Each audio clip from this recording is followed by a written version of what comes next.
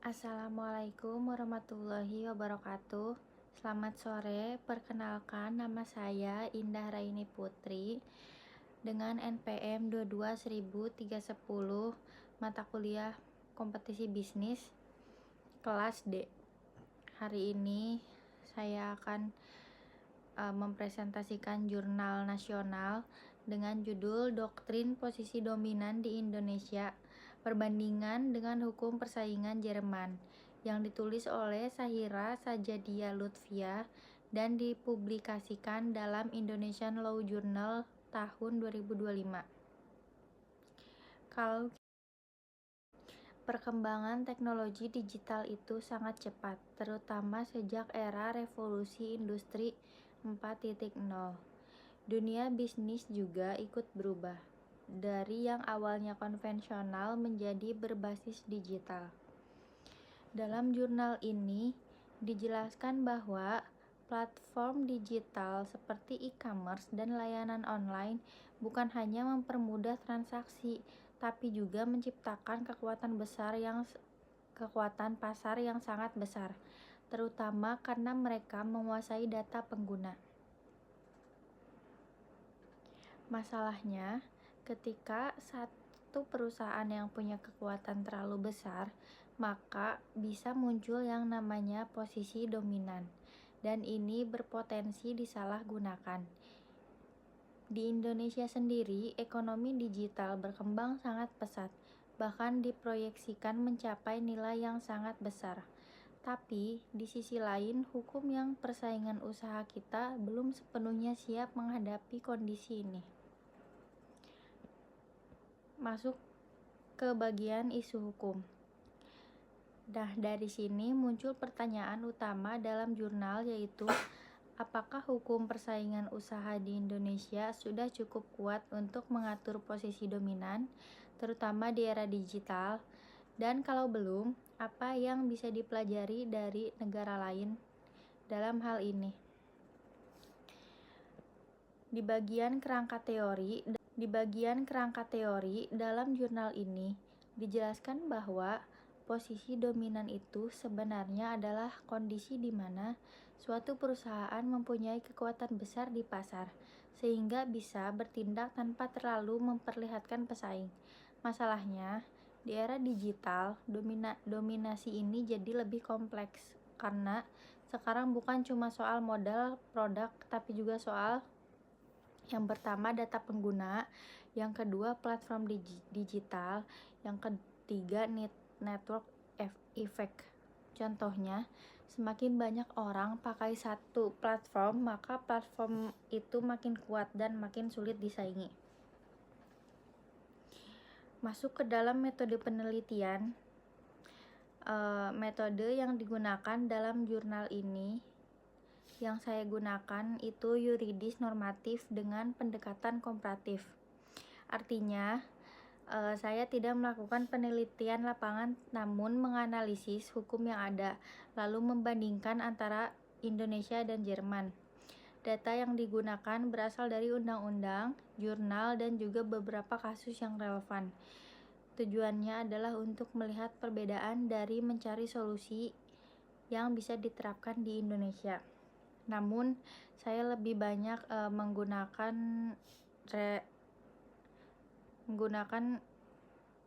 jurnal ini sendiri.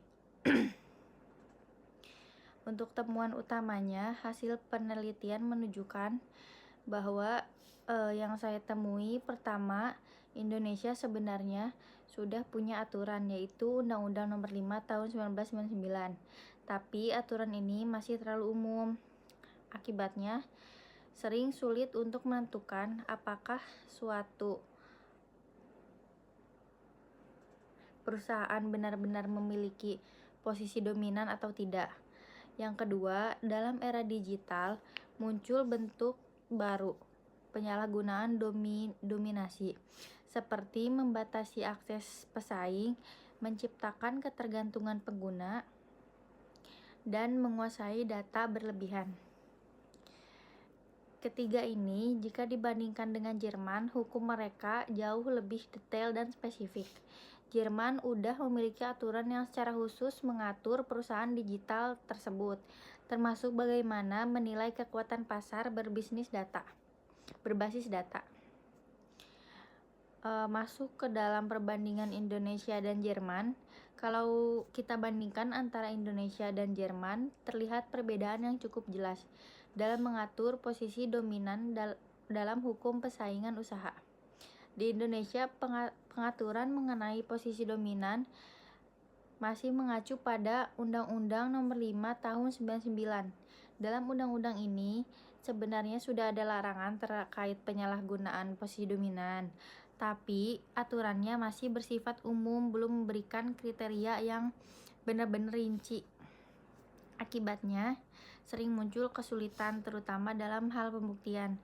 Misalnya, tidak selalu jelas kapan suatu perusahaan bisa dikaitkan memiliki posisi dominan dan bagaimana mengukur kekuatan pasar tersebut secara konkret. Hal ini menjadi tantangan bagi KPPU dalam menangani kasus-kasus persaingan usaha. Selain itu, aturan di Indonesia juga belum secara spesifik mengatur kondisi pasar digital. Padahal, saat ini banyak perusahaan yang memperoleh kekuatan pasar bukan hanya dari pangsa pasar, tetapi juga dari penguasaan data dan teknologi. Berbeda dengan Indonesia, Jerman memiliki sistem hukum persaingan usaha yang lebih maju dan adaptif. Jerman telah mengembangkan aturan yang lebih rinci, terutama setelah adanya pembaruan hukum yang mengakomodasi perkembangan ekonomi digital. Di Jerman, penilaian posisi dominan tidak hanya dilihat dari pangsa pasar,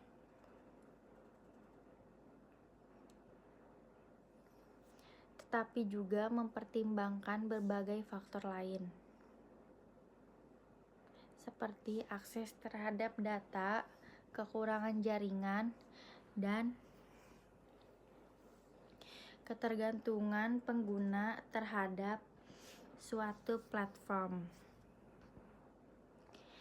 Selain itu, Jerman juga memiliki pendekatan yang lebih proaktif, di mana otoritas persaingan usaha dapat melakukan intervensi lebih awal sebelum menjadi kerugian yang besar di pasar. Hal ini sangat berbeda dengan Indonesia yang cenderung lebih reaktif, yaitu bertindak setelah terjadi pelanggaran. Dan adanya aturan yang lebih rinci dan pendekatan yang lebih modern, Jerman dinilai lebih siap dalam menghadapi tantangan persaingan usaha di era digital dibanding Indonesia. Dari perbandingan ini, dapat disimpulkan bahwa Indonesia masih perlu melakukan pembaruan dalam hukum persaingan usaha, khususnya dalam memperjelas konsep posisi dominan dan menyesuaikan dengan perkembangan teknologi. Masuk ke dalam bagian analisis kritis. Menurut saya, jurnal ini sangat bagus karena membuka gambaran bahwa hukum kita masih tertinggal dalam menghadapi perkembangan zaman jika dibandingkan dengan Jerman. Penulis juga, saya juga berhasil menunjukkan bahwa masalahnya bukan cuma di praktik, tapi juga di aturan hukum sendiri yang belum cukup jelas. Tapi di sisi lain, jurnal ini masih punya kekurangan, yaitu belum memberikan contoh konkret kasus di Indonesia. Jadi lebih banyak bersifat konsep dan perbandingan saja, teori saja. Kemudian relevansinya dengan RPS, kalau dikaitkan dengan mata kuliah hukum kompetisi bisnis, jurnal ini sangat relevan menurut saya karena yang pertama membahas posisi dominan, yang kedua penyalahgunaan kekuatan pasar, yang ketiga perkembangan hukum persaingan. Selain itu, jurnal ini juga menunjukkan bahwa hukum harus selalu berkembang mengikuti kondisi ekonomi. Yang terakhir, kesimpulan.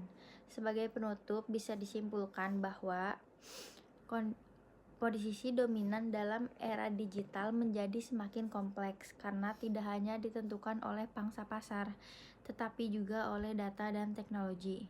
Indonesia sebenarnya sudah memiliki dasar hukum, tetapi masih belum cukup untuk menghadapi tantangan baru ini. Jadi Indonesia perlu belajar dari negara seperti Jerman, contohnya, yang sudah memiliki aturan yang lebih jelas, rinci, dan adaptif terhadap perkembangan digital. Dengan begitu, diharapkan persaingan usaha di Indonesia tetap sehat, adil, dan tidak merugikan konsumen. Sekian presentasi dari saya. Mohon maaf bila banyak kekurangannya. Terima kasih atas perhatiannya. Wassalamualaikum warahmatullahi wabarakatuh.